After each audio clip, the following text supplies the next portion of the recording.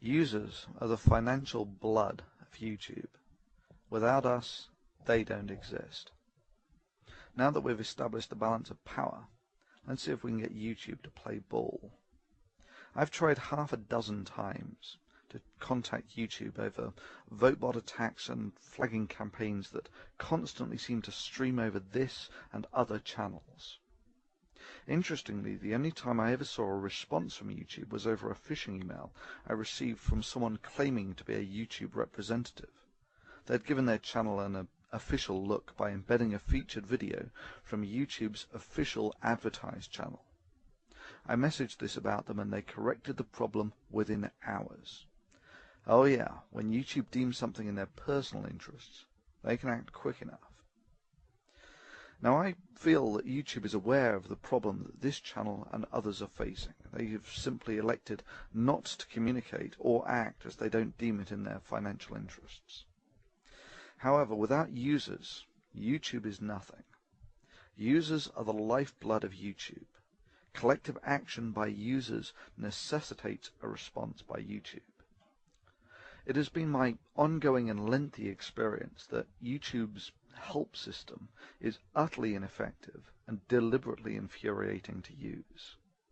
It has become clear to me that YouTube not only reads messages sent to its advertised channel, but rapidly acts on them when it's in their best interests.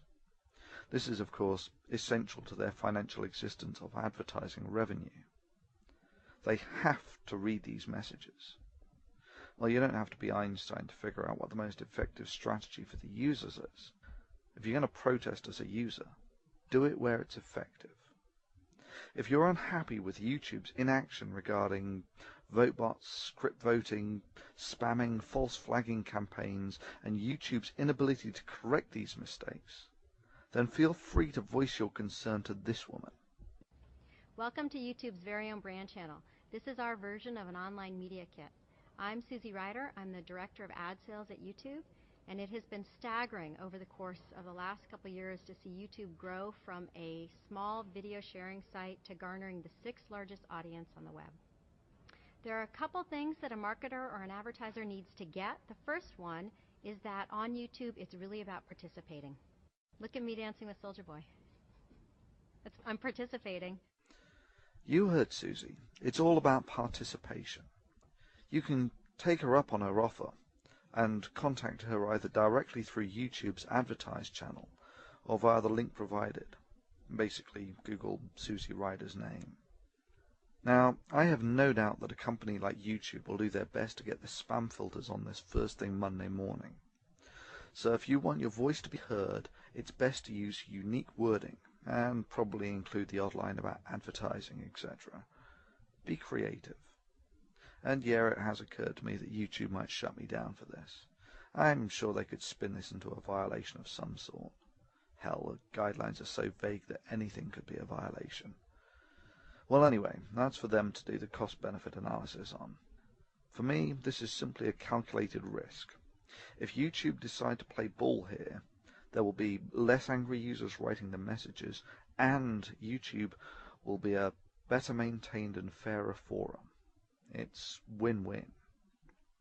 If they don't, then the Thunderf00t channel is gone, and YouTube makes its statement about how it values the opinions of users, and the site likely becomes an increasingly bland and sterile commercial video network, the trajectory it's arguably on already. Irrespective of YouTube's actions, the optimum strategy for us free thinkers now is for you to add the big channels as friends. Basically, this allows us, when someone brings a vote-bot attack to our attention, to alert thousands and maybe even tens of thousands to the problem. This is a form of workaround for dealing with symptoms. Only the system engineers can provide a cure. And yeah, that's you, YouTube. Users, the time has come for you to decide if YouTube's inaction to correct the willful abuse and the detrimental effects that this has had on your experience of using YouTube merits you writing to them. Your collective actions will decide the outcome. To a very large extent, you, the YouTube community, will get the forum it deserves. Success or failure now lie within the hands of the users. It is time to choose your path.